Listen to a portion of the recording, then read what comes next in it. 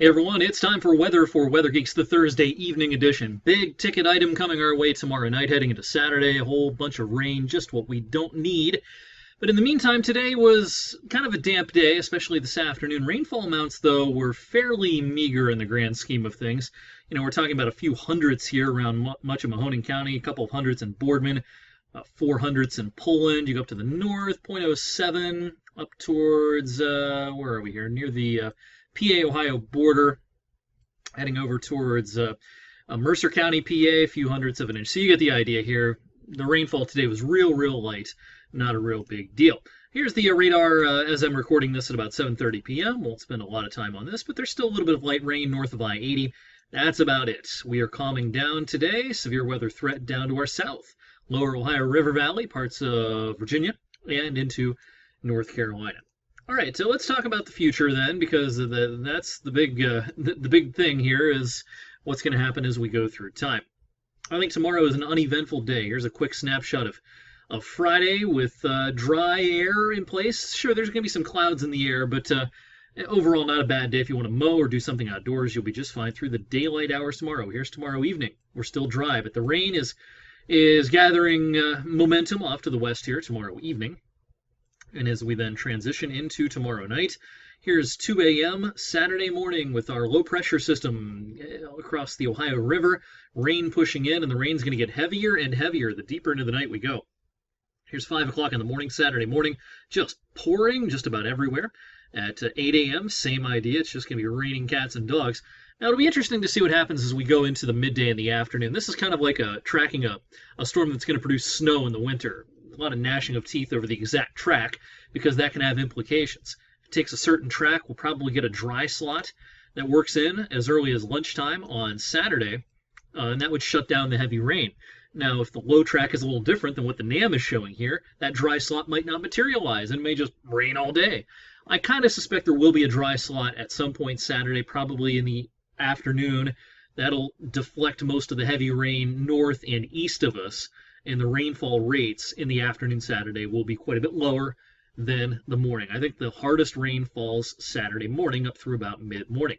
Well, anyway, if you are curious about the end of the day Saturday, if you have some sort of plans you're trying to squeeze in, I don't think the rain's all that heavy, but we're going to be getting into these backlash showers on the northern and western fringes of our low Saturday evening. So a chilly rain, just kind of miserable outside, unfortunately. And we head into Sunday. And Sunday morning, if this were January, we'd be talking about flurries and snow squalls, but, this is not January, thankfully. So with our low to the east, we're going to get into a northerly flow Sunday off of Lake Erie. Very cool and fall-like Sunday. There's going to be some showers around, off and on, at least through the morning and first part of the afternoon.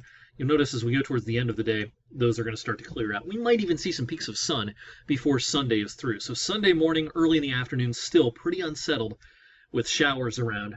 And even though temperatures might sneak into the lower and middle 60s, it's going to feel like it's in the 50s with a raw breeze. Definitely nothing like it should be on the final Sunday of June. Real quick look at the longer range, and again, I'm going to show you the upper level pattern here like I did yesterday, because I think this is just a little more useful for us at this stage of the game, showing you what we can expect next week. Next week's going to be dominated by this ridge in the west, trough in the east pattern. This is the pattern we had in the winter. It's the pattern we had the previous winter, and it's the pattern we had last July. Remember, of course, last July was cool. So here we are on the 29th, which is Monday. Never know what the date is. Here's a look at Monday. Again, trough in the east, and with this little disturbance right in through here, notice a little color here. This could bring in some showers and thunderstorms by Monday afternoon and Monday evening. By Tuesday, we're starting to see very little in the way of big changes across the U.S., but that little disturbance that brings us the rain Monday afternoon is probably gone by Tuesday. And while there could be something popping up, because the atmosphere is going to be kind of unstable, this is a trough of low pressure in the upper levels, means there's very cool air in the upper levels, and air parcels can get heated and rise into that cool air and have no trouble continuing to rise. So there could certainly be a pop-up shower or a thunderstorm on Tuesday. First day of July, then, you're not going to see much change here. Big ridge in the west, trough in the east. And as I alluded to yesterday, as we go closer to the 4th, there's going to be a subtle change, but an important one. What we see happening here is the ridge in the west kind of shifts even farther west off the west coast. That allows the base of the trough to be a little more centered across the Midwest. In our Atlantic Ocean ridge to nose a little bit farther to the west. Everything keeps backing up to the west, and that will probably allow for some warmer air to make inroads across the Ohio Valley and the east. So we're going to be below average, which is 80. We're going to be below average through at least the middle of next week, but I think at the end of next week and into next weekend, which is the 4th of July weekend, we should be near or perhaps even a little above average temperature-wise. Now, it's too early to talk about precipitation for the 4th. You know, this is 216 hours away, but the temperature trends, I kind of like them if you want to do something outdoors, hopefully without rain, but certainly it'll feel more like the season by the holiday as compared to the days before that. All right, as far as rainfall totals, back to our big ticket item here tomorrow night and heading into the weekend. Now, this counts what happens tomorrow night all the way through Sunday. Of course, the heaviest is Saturday morning. But here's the National Weather Service forecast. Numbers may be a little hard to see here, but generally in our viewing area, about 2.5 inches, maybe even close to 3. I think that's a reasonable forecast. Here's the computer models average accumulation. Each model represented by a line, and then the line that has the little boxes, white line through here. That's the average of all the modeling here, and that's also pretty close to 2.5 inches. So, you know, all signs are pointing towards a good 2 inches, perhaps 2.5 inches worth of rain on average. I do think that it's on the table that someone gets 3 inches or so out of this. Certainly enough to cause some flooding issues. The ground is saturated. It can't hold much more moisture, so there's going to be a lot of runoff.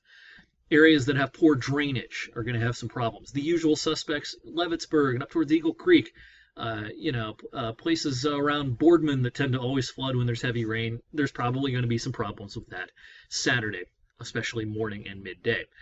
So, you know, if you live in one of those areas, you know the drill. You've done this many times before. Just be ready, have a plan in case you need to skedaddle for a little while to avoid some floodwaters. And if you find yourself traveling Saturday morning, boy, keep your speeds down. Hydroplaning, a big risk with this sort of rain. And, you know, you hear it a million times, but you hear it a million times because it's important.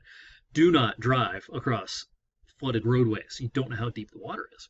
All right, so again, real quick look at the temperatures. Big dip coming for the weekend. This is too optimistic on Sunday. I think it's cooler than this.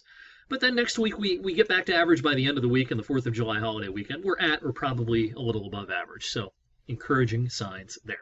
Thanks as always for watching Weather for Weather Geeks tonight. I'll have another edition of Geeks Online tomorrow afternoon. We'll bring you up to date on the latest trends as far as the big rains that are coming. Hope you have a great night, and I'll see you tonight on 21 News at 11 o'clock.